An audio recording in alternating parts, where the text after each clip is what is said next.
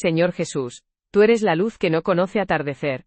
En tu nombre alzo mi voz por toda la comunidad, herida por el dolor y atormentada por la ansiedad. Danos un espíritu de verdad sin crueldad, misericordia sin debilidad, resistencia sin un corazón de piedra. Que tu gracia entre donde reinan la vergüenza y el miedo, y de allí surja una nueva confianza nacida de la verdad. Te ruego por quienes han sido tocados por abusos o traiciones. Sana su memoria, restaura la paz, rodéalos de personas que no teman escuchar y que no se cansen de acompañar. Te ruego también por quienes han sido acusados. Dales una defensa justa y una palabra sobria que los purifique de falsedad. Que cada uno de nosotros sienta que la Iglesia no rehúye las heridas, sino que las sana con su luz. Espíritu Santo, guía de la conciencia, disipa la niebla de la ambigüedad. Enséñanos a hablar solo cuando la verdad lo exige y a callar donde el silencio preserva la dignidad. Preserva el corazón de los pastores del miedo a quedar mal y de la tentación del poder que se esconde tras las palabras piadosas. Preserva el corazón de los fieles del cansancio y la alienación. Haz de nuestras parroquias un hogar donde las palabras cuenten y la responsabilidad no se posponga para mañana. Bendigo a los obispos, para que sean guardianes de la verdad y hermanos de los sacerdotes, al clero para que sirva con manos limpias y un corazón transparente, a los consagrados, para que sus votos se conviertan en un fuego silencioso de esperanza en la oscuridad, a los laicos, para que su trabajo diario transforme el mundo en un lugar donde la dignidad no se comercie. Bendigo a las familias en las que crecen los niños, que ven nuestras decisiones y aprenden valentía, a los jóvenes que buscan respuestas honestas y no quieren falsos ídolos. Les pido a todos, preservemos la unidad que nace del camino común del arrepentimiento. No sustituyamos el amor por la complicidad silenciosa ni la justicia por la venganza. Cuando sea difícil, arrodillémonos. Cuando sea vergonzoso, digamos la verdad. Cuando la situación de miedo, permanezcamos unidos. Así, atravesaremos la tormenta sin perder el rumbo. Que el Señor, que ve lo oculto y juzga con justicia, fortalezca a los débiles, calme a los angustiados, convierta a los culpables, y sostenga a los inocentes. Que su paz guarde sus corazones y pensamientos, para que ninguna voz de odio ahogue el aliento sereno de la esperanza. Que cada palabra y cada paso de hoy sean una semilla de confianza futura. Y ahora, poniendo todo en las manos del Padre, bendigo de corazón. Que el Señor los bendiga y los proteja. Que les muestre su rostro y tenga misericordia. Que los mire con agrado y les conceda la paz. En el nombre del Padre, del Hijo y del Espíritu Santo. Cuando la Biblia habla de cielos, usa el lenguaje de la oración y el asombro, no el de un libro de texto de astronomía. La palabra hebrea shamayim es un plural que suena como amplitud, movimiento, el espacio en el que respira la creación. En el libro del Génesis escuchamos: en el principio creó Dios los cielos y la tierra. Con acento agudo N. Uno en uno. Y más adelante: haya un firmamento en medio de las aguas, y separe las aguas de las aguas. Con acento agudo N. 1 en 6-8. La palabra raquia significa expansión espacial, extendido, lo que expresa el orden que Dios otorga al caos. La Biblia griega lo llama Uranos, el mismo cielo, pero en el vocabulario del mundo helenístico, al que escribieron los evangelistas y apóstoles. El lenguaje cambia, la reverencia es la misma. Las escrituras aman los paralelismos y las metáforas. Los cielos proclaman la gloria de Dios, y el firmamento anuncia la obra de sus manos. Sal 19 en 2. Aquí, cielo, es como un coro que nunca cesa de cantar. En otras ocasiones, aparece la expresión, cielo de los cielos, una imagen de la mayor altura, inalcanzable para la mano humana. 1 Sam. 8:27 de la mañana. 9 en 6. No describe las superficies del cosmos, sino que señala la inmensidad del Creador. Cuando el apóstol Pablo habla del tercer cielo y del paraíso, 2 Cor. 12, 2-4, no describe un mapa, nos da un vocabulario para un acontecimiento de cercanía que supera la pronunciación. Paraíso, en el Nuevo Testamento, es también una palabra que Jesús dirigió al ladrón. Hoy estarás conmigo en el paraíso. LC. 11:43 de la noche. No una coordenada, sino una promesa de presencia. Al mismo tiempo, los autores bíblicos observan el cielo con los ojos de su tiempo. Ven luminarias en movimiento, lluvias, vientos, relámpagos, y afirman: son creaciones, no deidades. Los profetas luchan con firmeza contra la idolatría de las estrellas y el ejército del cielo. 2 Reyes 23 en 5. Jeremías 7 y 13 de la tarde. Las luces son dadas, para señales, para tiempos, para días y para años. Génesis 1 y 14 de la madrugada. Pero no son dueñas del destino humano. Esto es fundamentalmente cierto. El lenguaje de las imágenes conduce a la adoración de Dios, no a la magia. En las visiones, el cielo se convierte en el umbral del templo. Isaías ve al Señor en el trono, y el borde del manto llena el santuario. Isaías 6. Ezequiel habla de la aparición de la gloria de Dios sobre los querubines. Ezequiel 1. Y Juan en Patmos ve puertas abiertas en el cielo, y un trono con el cántico: Santo, Santo, Santo. Apocalipsis 4. Así, la Escritura crea una geografía litúrgica. El cielo es un lugar donde toda la creación regresa al Creador en cántico. Así pues, los tres cielos son una forma de percibir diferentes registros de la misma realidad. El aire en el que vivimos, la casa estrellada que inspira temor y reverencia, la profundidad de la presencia de Dios, que a veces se abre silenciosamente y hiere con belleza. Todos estos registros concuerdan con la afirmación central de la Biblia. Del Señor son los cielos de los cielos, la tierra y todo lo que hay en ella. DT 10, 14. Al leer estas palabras, aprendemos a no construir esquemas, sino a reconocer la voz. El cielo es mi trono, y la tierra, estrado de mis pies. Isaías 66 en 1. Es una voz que nos envuelve y al mismo tiempo, nos llama a lo más alto. El lenguaje del cielo en las Escrituras es el lenguaje de la adoración, no el de los mapas. El primer cielo es nuestro hogar diario, el aire que respiramos, las nubes que se elevan y se dispersan, las fugaces cuñas que cortan las frías mañanas. La Escritura habla de ello con sencillez y ternura. Miren las aves del cielo. No siembran ni siegan, y sin embargo su Padre Celestial las alimenta. Mateo 6 y 26 de la mañana. Aquí, el cielo es como un mantel fresco de cuidado, sobre el cual se sirve la abundancia diaria. Él cubre los cielos de nubes, y prepara la lluvia para la tierra. Salmo 147 en 8. Y estas palabras parecen recordarnos las bendiciones más tempranas que a menudo damos por sentadas. En el libro de Job, Dios pregunta: ¿quién abrió canales para la lluvia, para regar el desierto? Job 38, 25 a 27. Estas preguntas desgarran nuestro egoísmo, y nos enseñan a participar con gratitud. El primer cielo dice que los dones no son solo recursos, sino confianza.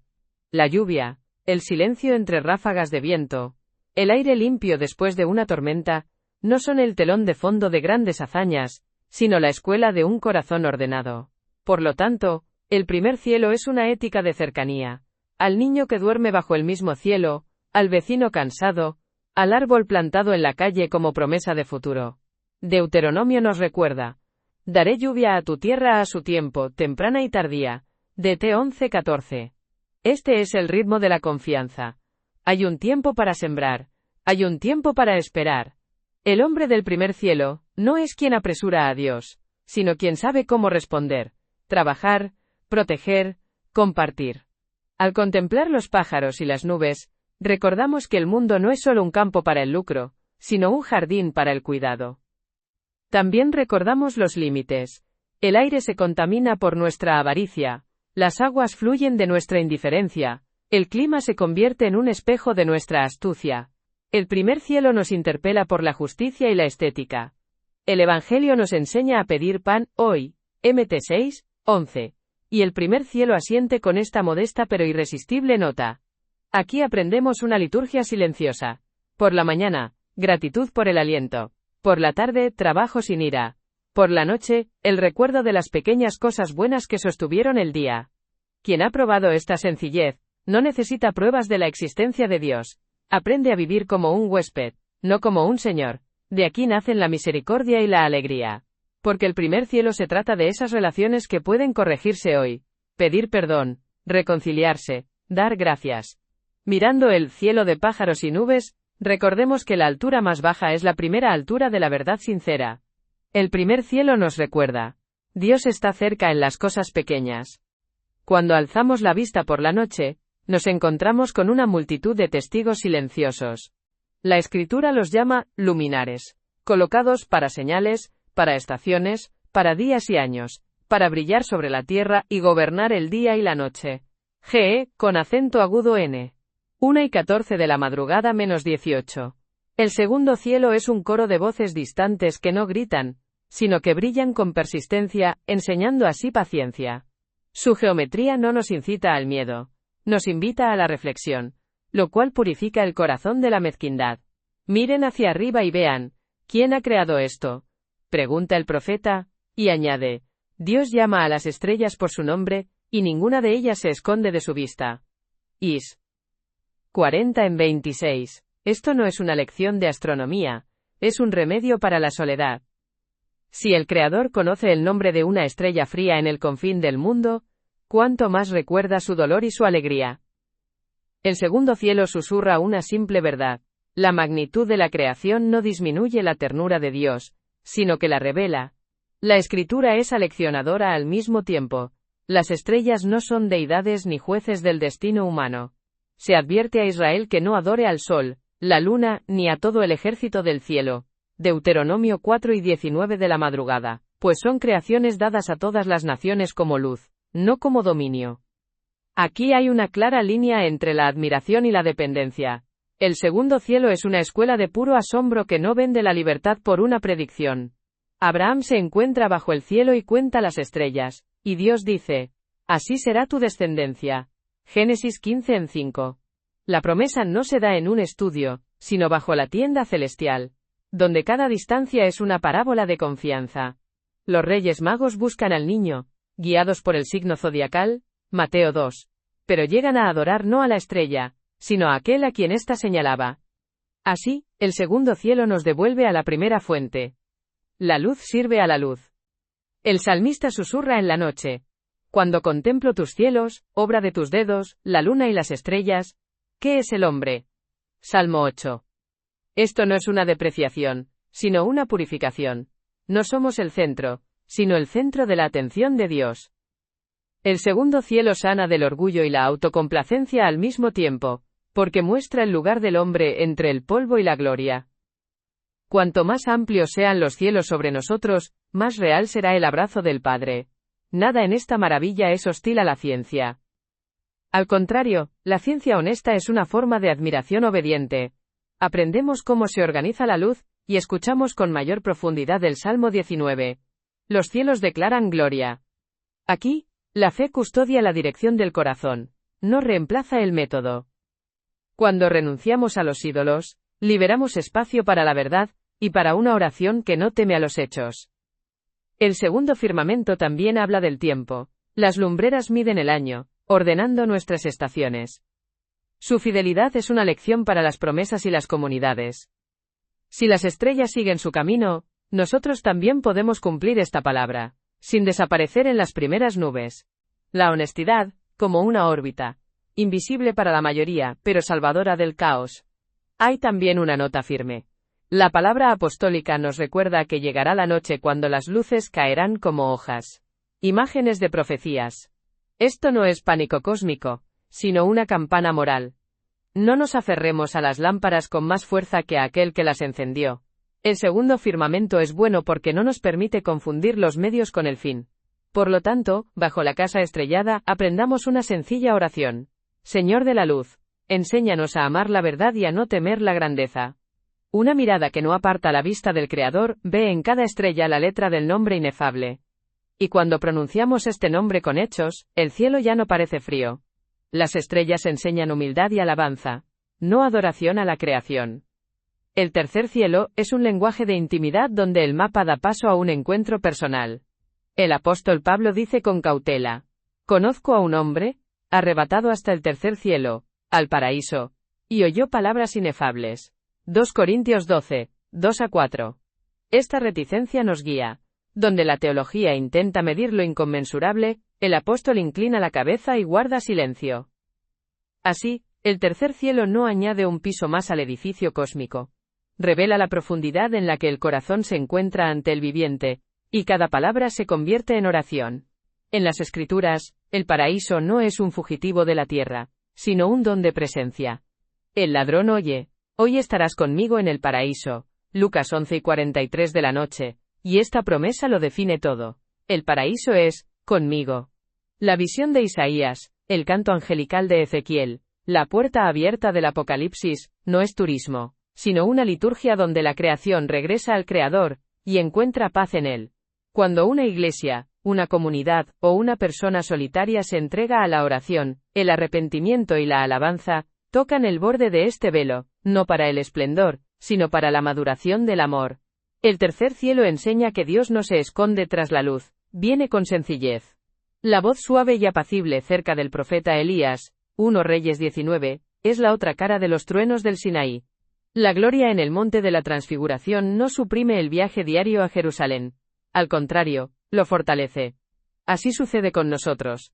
La experiencia de la cercanía de Dios no nos separa de la tierra, sino que nos devuelve a la gente, con manos sanadoras que saben servir. Si el tercer cielo no nos hace más amables, más honestos, más valientes en la verdad, probablemente hemos estado mirando en la dirección equivocada. Existe la tentación de convertir el cielo en una colección de detalles. Pero Pablo calla sobre lo indecible no por falta de palabras, sino por respeto al misterio. Este respeto nos protege de la curiosidad que se alimenta de las visiones ajenas y del orgullo que vende la revelación por una miseria. En la tercera altura, opera otra ley. Cuanto más cerca de Dios, más espacio para el otro. Cuanto más brillante es el resplandor, más atenta es la conciencia. Por lo tanto, el tercer cielo es una ética del cuidado. Observar a los que están en las sombras. Decir la verdad sin humillación. Compartir de tal manera que se restaure la dignidad. La Escritura habla del cielo de los cielos, como un espacio que no puede contener a Dios, sino que señala su otra presencia, superior. 1 Sam. 8:27 de la mañana. Y al mismo tiempo la promesa desciende. Mirad, la morada de Dios está con los hombres. AP 21. El tercer cielo no huye de la historia, sino que desciende en ella como la luz de la mañana. Cada Eucaristía, cada oración en común, cada cena familiar reconciliadora, son pequeños pasos por los que el cielo toca nuestro suelo. Cuando perdonamos, abrimos una ventana al cielo. Cuando luchamos por la justicia sin odio, abrimos la puerta de par en par. La oración es el lenguaje natural del tercer cielo. No siempre es elocuente, más a menudo, es tan simple como respirar. El Padre Nuestro es un mapa de cercanía sin geografía, el nombre es santificado, el pan sube, la culpa es perdonada, la tentación no desvía. El verdadero misticismo no apaga la mente ni destruye la libertad, enseña una obediencia que no es servil, sino amigable. Y entonces las buenas obras dejan de ser proyectos, y se convierten en una respuesta a la llamada que se escucha en el corazón. Aquí estoy. El tercer cielo no niega la ciencia ni devalúa la materia. Al contrario, restaura la dignidad de la creación. El cuerpo es un templo, la tierra es una herencia, el tiempo es un don. Desde esta perspectiva, nuestras decisiones cobran peso. Cómo hablamos, qué compramos, a quién representamos, cómo votamos, cómo tratamos a los débiles. El paraíso no es un jardín esenio de ermitaños. Es una ciudad donde Dios enjugará toda lágrima. Y por eso ya estamos aprendiendo a enjugar las lágrimas de nuestro prójimo, para que nuestra oración sea sincera. De ahí las puertas prácticas. 1 hora de silencio al día. Una lectura breve y pausada de las Escrituras. Oración en común al menos una vez a la semana. Un trabajo de reconciliación donde nuestra voz cuente. Una confesión sincera ante Dios y los hombres. No todos experimentarán la visión. Este no es el criterio. El criterio es el fruto. Una paz que no depende de las circunstancias. Un amor que perdura. Una alegría sin triunfo. Una dulzura que no cede ante la debilidad. Y por último la esperanza. El tercer cielo no se trata solo de estar ahí fuera. Se trata de estar aquí, donde otra vida ya florece. Cuando decimos hágase tu voluntad, así en la tierra como en el cielo, no pintamos un sueño, pedimos una realidad que pueda cambiar el presente. Y llega. Silenciosamente, como el amanecer. Con una presencia que no necesita pruebas, porque es en sí misma una fuente de luz. El cielo no es un escape del mundo. El cielo es la cercanía de Dios que hace del mundo un hogar. Cuando la Biblia habla del tercer cielo, comunidades de creyentes posteriores expandieron esta imagen a un registro más amplio. 7 cielos. El número 3 mantiene el énfasis en el encuentro con Dios. El número 7, en la cultura bíblica, significa la plenitud de la creación y el descanso. Así, 3 y 7 no se contradicen. Son dos lenguajes que hablan del mismo misterio, dos escalas que no miden distancias, sino la cercanía del corazón. El apócrifo libro de los secretos de Enoc, 2 Enoc, tradición eslava, narra la ascensión de los justos a través de los 7 cielos bajo la guía de ángeles. Cada altura tiene su propio orden, lugares de luz, truenos y vientos, un coro de espíritus ministrantes, un jardín del paraíso donde se percibe el aroma del Edén, y finalmente, la cercanía superior donde todo es silencio. No es la geografía lo importante, sino la pedagogía. La ascensión purifica la mirada y el corazón. En el corpus más amplio de Enoc, 1 Enoc, tradición etíope, vemos viajes a través de los mundos celestiales, la casa de las luminarias y el juicio de los vigilantes. El orden del cosmos, tocado por la justicia de Dios, está escrito en el lenguaje de las visiones para consolar a los oprimidos y calmar a los orgullosos. La ascensión de Isaías, guía al profeta a través de los 7 cielos hasta el resplandor de lo más alto, donde ve al amado descender y ascender de nuevo, sin atraer la atención de las filas angélicas. Aquí, los números se convierten en el lirismo de la encarnación. Dios entra en nuestro mundo no con derrota sino con amor sereno, y los cielos que lo alaban no cesan de alabarlo abajo. En el testamento de Leví, de los testamentos de los 12 patriarcas, el joven Leví contempla los 7 cielos y escucha, en lo más alto, la gloria, de donde proviene el llamado al sacerdocio. Y el Apocalipsis de Abraham muestra al patriarca el camino a través de las alturas, hacia el lugar donde el trono y el ministerio del ángel guardián, revelan en otro idioma la misma verdad. La bendición para las naciones nace de la adoración al único.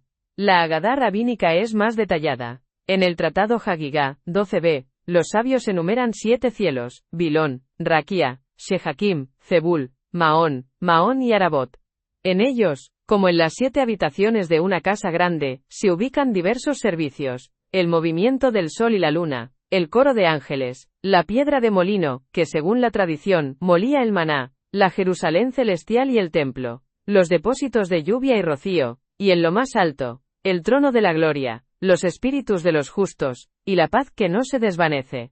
Estas imágenes no pretenden competir con las escrituras, parecen sugerir cómo orar con el corazón, recordar la fuente de luz, dar gracias por el pan, anhelar el santuario, esperar la lluvia a su debido tiempo, mantener la mirada fija en aquel que se sienta en el trono. Junto a los 7 cielos, se encuentra otra línea, los 7 palacios, Echalot, de la mística Merkaba. Estos ya no son los pisos del cielo, sino una peregrinación de oración a través de los salones, hacia la presencia, donde cada puerta está custodiada por el temor de Dios y la pureza de intención. La literatura Hechalot Rabati, Maase Merkaba, habla en el lenguaje de las advertencias. No te apresures a llegar allí sin arrepentimiento y obediencia. Lo santo no tolera la prisa. El significado es claro. El secreto no es para ostentación, sino para servir. Cuanto más cerca de la gloria, más mansa es la persona, y más atenta es su lengua.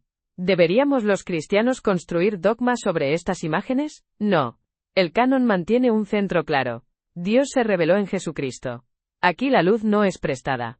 Pero estas tradiciones son importantes, porque muestran cómo el pueblo de fe aprendió a hablar de lo inefable, cómo los números ayudaron a preservar la plenitud y las jerarquías a imponer un ritmo de adoración en el corazón.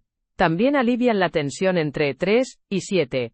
El tercer cielo, apostólico, es el lenguaje de la cercanía. El 7 agádico es la gramática de la plenitud. Ambos hilos tejen un mismo manto. Los cielos de los cielos no pueden contenerlo, y al mismo tiempo, he aquí la morada de Dios con los hombres. Así que, al leer los apócrifos y los agádicos, mantengamos la mesura. No confundamos un icono con una ventana, pero tampoco despreciemos un icono. Son capaces de despertar la imaginación para la oración, de recordarnos que el universo no es una coincidencia, sino una canción ordenada. Sin embargo, la nota decisiva son las escrituras, y el criterio de la verdad son los frutos del Espíritu. Crece el amor, se fortalece la verdad, se apacigua el corazón. Si es así, entonces los 7 cielos han cumplido su función. Nos han ayudado a levantar la cabeza y recordar que toda altura es para servir al prójimo. Los 7 cielos no son los pisos del cosmos, sino una escuela de acercamiento. Al observar las civilizaciones vecinas, vemos que cada pueblo percibía el cielo a su manera, y respondía a él con mitos. En Mesopotamia, contaban historias sobre las capas del mundo, las alturas de los dioses, la tierra de las personas y las profundidades de las aguas subterráneas. Allí, el cielo se consideraba a menudo una bóveda que contenía el caos. El orden del cosmos se mantenía en manos del poder divino, que debía ser apaciguado mediante sacrificios.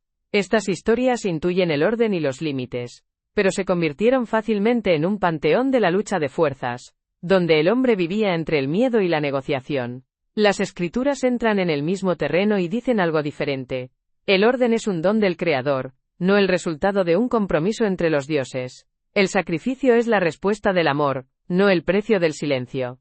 El mundo griego percibía el cielo como una combinación de poesía y pensamiento. Existen leyendas sobre Urano y la Tierra, sobre el hogar de los dioses, que está más cerca de la cima de una montaña que de la inmensidad de las alturas. Hay conversaciones filosóficas sobre el éter y las esferas celestiales, donde el cosmos es una armonía de números y movimientos. Hay mucha belleza en estas voces, un recuerdo de orden y proporción. Pero la Biblia conserva otra esencia. No es la armonía como tal la que salva a una persona, sino el viviente que llama por su nombre.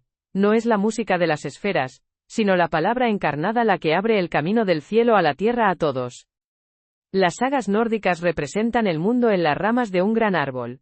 Las tierras de dioses y hombres, paisajes de hielo y fuego, un puente arcoíris entre los mundos, batallas y el final llamado el crepúsculo de los dioses. Aquí el cielo es como una fortaleza que debe defenderse hasta el último aliento. Hay coraje, hay honor, hay el recuerdo de la lealtad al juramento. Pero el horizonte bíblico es diferente. El tiempo no discurre en un círculo de batallas eternas, sino hacia un encuentro y un descanso, donde las espadas se forjan en rejas de arado. La victoria no reside en la destrucción del enemigo, sino en un corazón nuevo.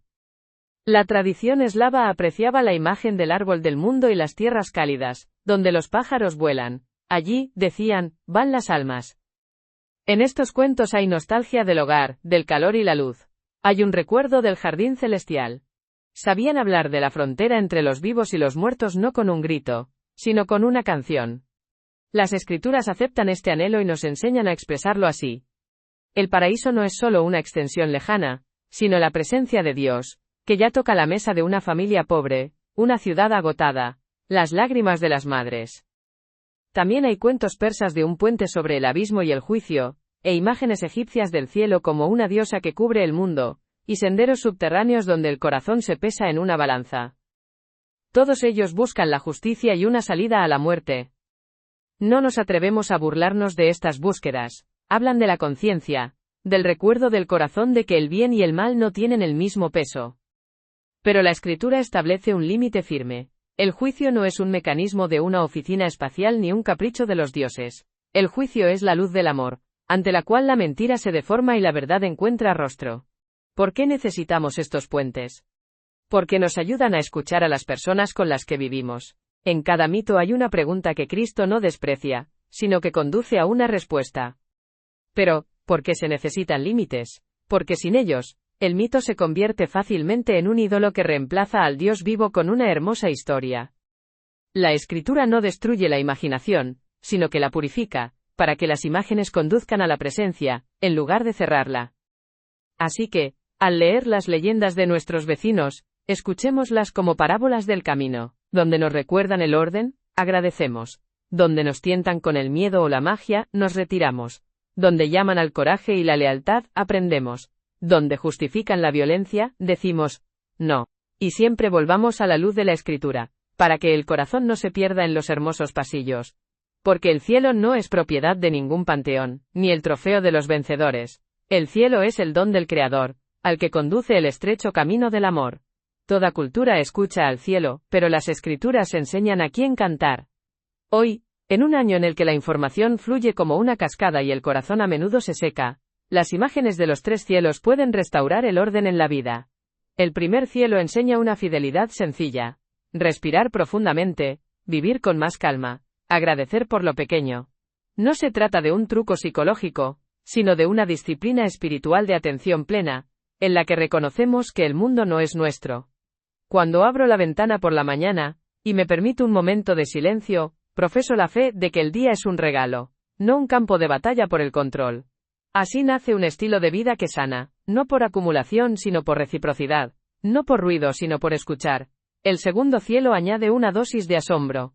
Nos enseña a hablar en grande sin patetismo, a mirar el cielo, leer libros, escuchar música, y no caer en la idolatría de las grandes cosas. Cuando trabajamos en la ciencia o la educación, la casa estrellada nos recuerda, la verdad no se vende, se encuentra en la paciencia que respeta los hechos y a las personas. Si lideramos o enseñamos, hay otra lección. Una promesa es como una órbita, debe cumplirse incluso cuando no es visible. Así se construye una cultura de confianza. Una palabra es más fuerte que un grito. La paciencia es más fuerte que la coerción. El tercer cielo hace lo más doloroso. Nos devuelve a la gente. Si el cielo es presencia, entonces nuestra oración tiene el rostro de un vecino que sufre, y un niño que espera calor.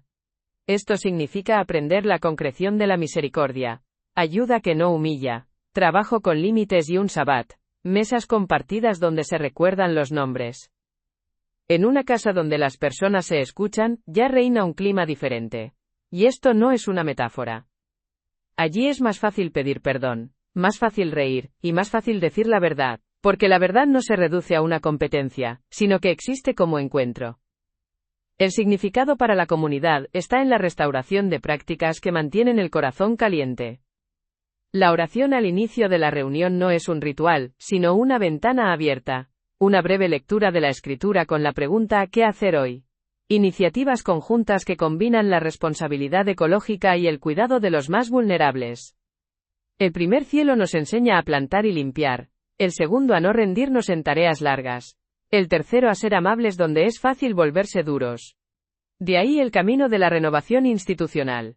Menos ostentación, más transparencia, menos ritual por el ritual, más presencia por el bien de la persona.